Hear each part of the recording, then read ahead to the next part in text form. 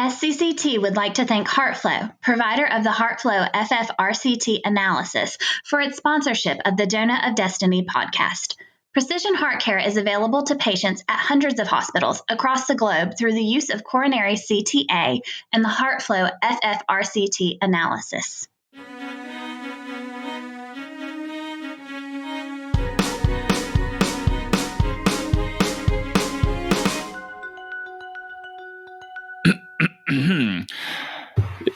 It was the best of times, it was the worst of times. It was the age of foolishness. It was the epoch of belief. Praveen? It was the epoch of incredulity. It was the season of light. It was the season of darkness. It was the spring of hope. It was the winter of despair. We had everything before us. Praveen, is this an existential crisis, or are you just getting ready for the awards season? No, Alistair, I'm more than just a radiologist, you know. I'm also an actor. And this production is called The Tale of Two CT Trainees. Get it? Do you get it? CTs? Well, we're not going to be winning any awards for the podcast with those sort of jokes.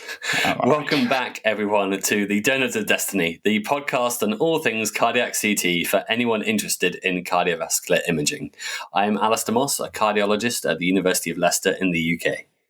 And I am Praveen Ranganath with radiology at Massachusetts General Hospital in Boston in the United States. And today we have the privilege of having our friend and colleague Nidhi Madan back with us on the podcast. How are you doing, Nidhi? Hello, guys. Hi, Praveen, Alistair. And for our listeners, hello again. I'm Nidhi Madan, Interventional Cardiology Fellow at Rush University Medical Center, Chicago, Illinois in the US. On this episode of the podcast, I'm delighted to join Praveen and Alistair, and we are going to discuss the challenges in gaining competency in performing and reporting cardiac CT. And we will be having this discussion in the context of the recently published 2020 training guidelines from the SCCT. In essence, how do you become an expert in cardiac CT? Do you need to train for 10,000 hours? Or is there a 21st century update on the, quote, see one, do one, teach one? See one, do one, teach one.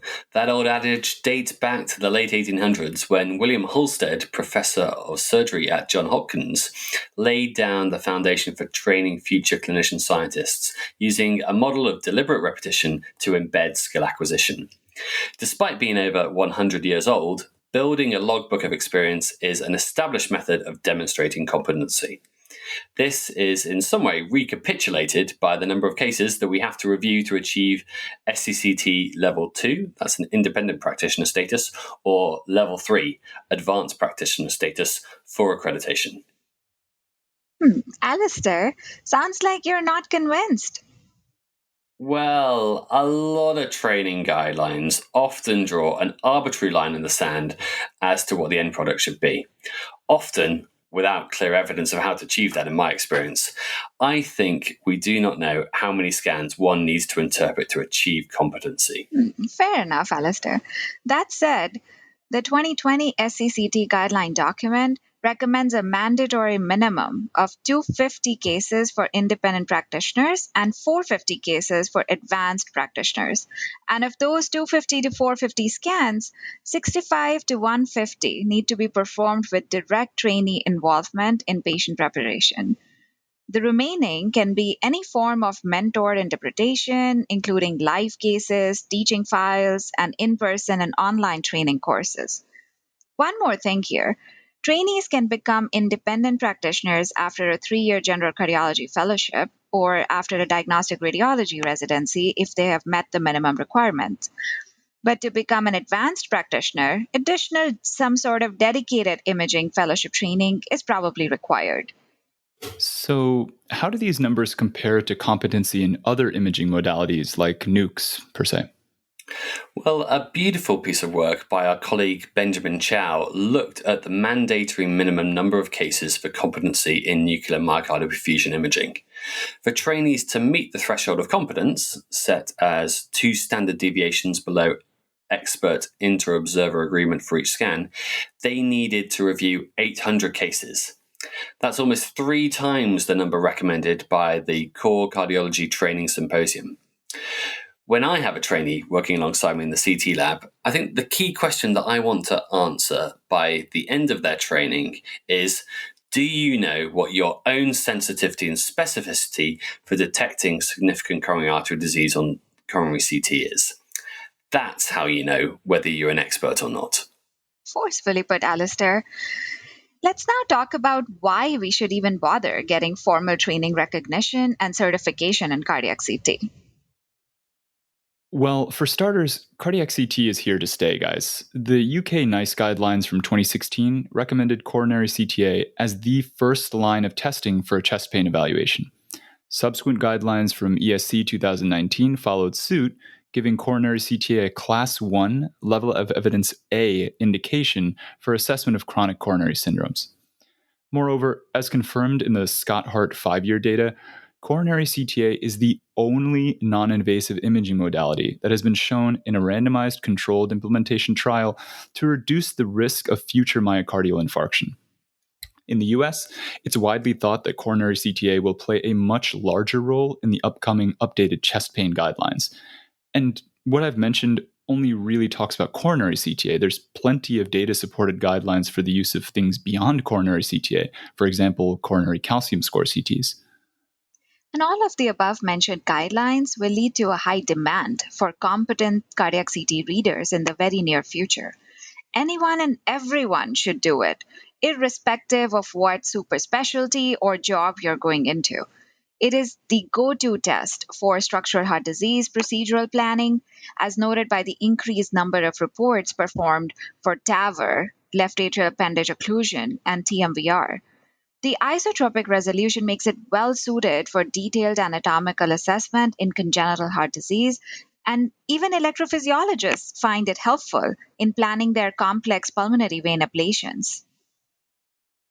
Yeah, it's really awesome, Nidhi. One thing to note here, though, while cardiac CT use continues to expand, many academic and private institutions in the United States do not yet mandate any particular level of competency in cardiac CT before hiring you. Indeed, few practices are starting to request some credentials prior to employment, but many others will simply ask you if you feel comfortable doing it, and then you do it. There isn't a formal process for employers to adjudicate your level of training at this time, though of course that may change in the future. Alistair, how is it done across the pond? Well, in the United Kingdom, the principles are pretty similar to the SCCT certification process, in that you can either be trained to a basic level, level 1, an independent level, level 2, or a more advanced level, level 3. And the number of scans that should be reported, as we've discussed, increases as you move up the respective tiers. And whilst accreditation is encouraged to demonstrate personal merit, it is not enforced. The key aspect to training, which we strongly advocate in the UK, is that cardiac CT training should be integrated into a multimodality imaging program which educates all practitioners in the relative strengths and weaknesses of each non-invasive imaging test. Our training is now strongly focused on selecting the right tests to address the right clinical question. And this means having an appreciation of all the relevant imaging modalities. We're really privileged to have some excellent cardiac imaging training programs in the UK that adopt this philosophy. Excellent. And Nidhi, what has your training experience been like in cardiac CT? Yeah, so my training in cardiac CT, Praveen, began in my very first year of cardiology fellowship when I was first exposed to this amazing modality. As part of our imaging rotation, I started participating in the performance of cardiac CT, prepping the patient, learning the appropriate protocol for the type of CT ordered, data acquisition, and then interpretation with my attending. Thereafter, my interest just grew in this field with my passion for structural heart disease procedures as I learned that CT was just so important in planning these interventions. And then in my second year of cardiology training, I had the opportunity of joining the Fellows and Resident Leaders Committee, also known as our first committee of the SCCT, that further solidified my interest in this field, and particularly in CT education. Finally, I ended up achieving a level 2 certification in CT training during my fellowship and then passed my cardiac CT boards. And as you know, to sit for your CBC CT boards, a US trained cardiovascular fellow, you're required to complete training in a program that is accredited by the ACGME, and you should have met all your level 2 training requirements. Excellent, Nidhi. So, can you briefly talk to us about the history of CT education guidelines that eventually led to this 2020 SECT guidance document? Yeah, sure. So in the United States, as you know, there are societal training guidelines that come from the American College of Cardiology and the American College of Radiology that guide the case volume and clinical skills required to become accredited as an independent reader or even as a lab director. And these include the well-known COCATS training guide that's published by the ACC that's geared towards cardiology fellows in training that outlines specific competencies for level 1, 2, and level 3 training.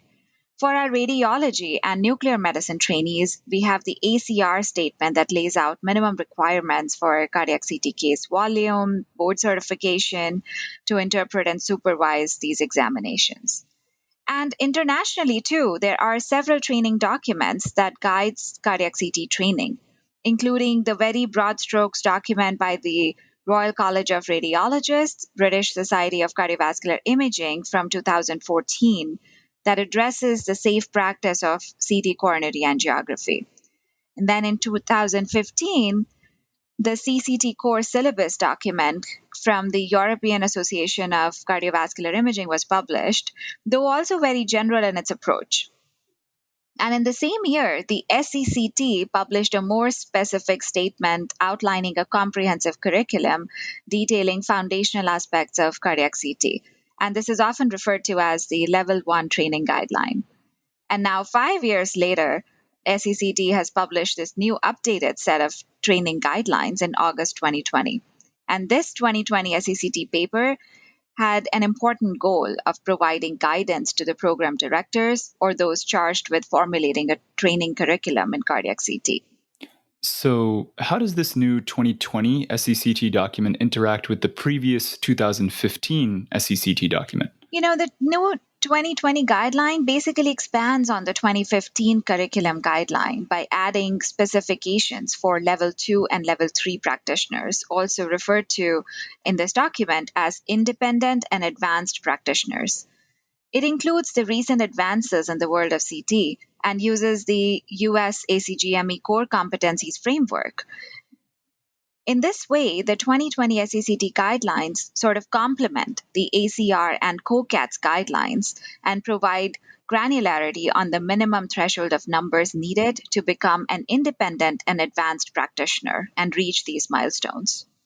Well, we just discussed quite a few different types of training statements. So, with all of these different statements out there, I imagine it's difficult to have a standardized number of scans and standardized amount of competencies that need to be achieved for cardiac CT, right? Yeah, that's so true, Praveen. As you know, our cardiac CT trainees can emerge from different specialties, such as cardiology, radiology, and thus they can have different training pathways. The numbers set forth by these training statements are therefore quite variable and have also changed over the years. For example, in 2016, a joint practice parameter from the ACR, the NASCI, and the Society of Peds Radiology revised the previous radiology guidelines to include a minimum number of 50 supervised and interpreted scans over a 36-month period. And for cardiology trainees to be level 2 trained, the COCATS 4 document states that you need to have performed and interpreted at least 200 cases and be actively involved in the acquisition of at least 50 of those cases.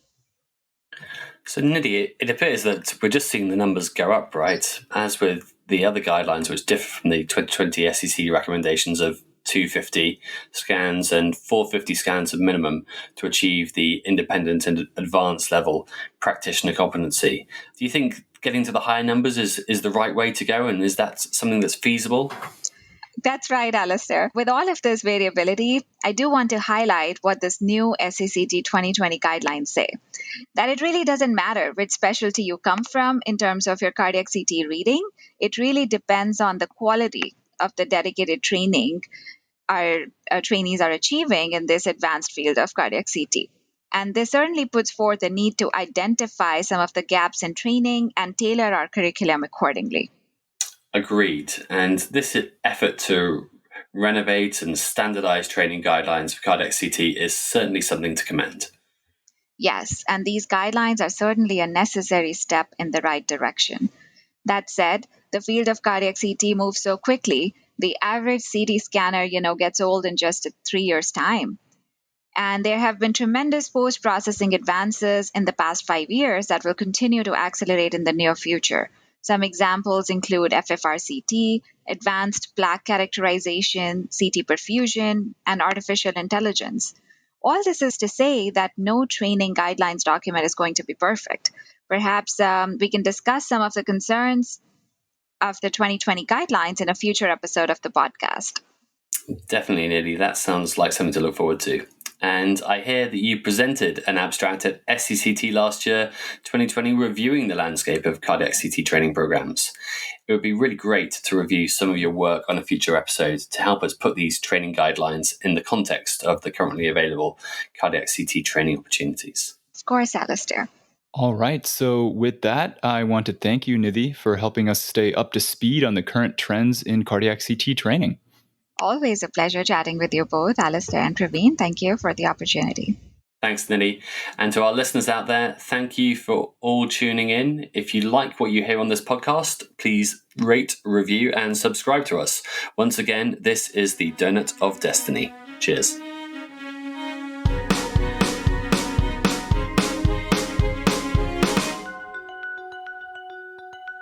Thank you to our sponsor, HeartFlow, for their support of this podcast.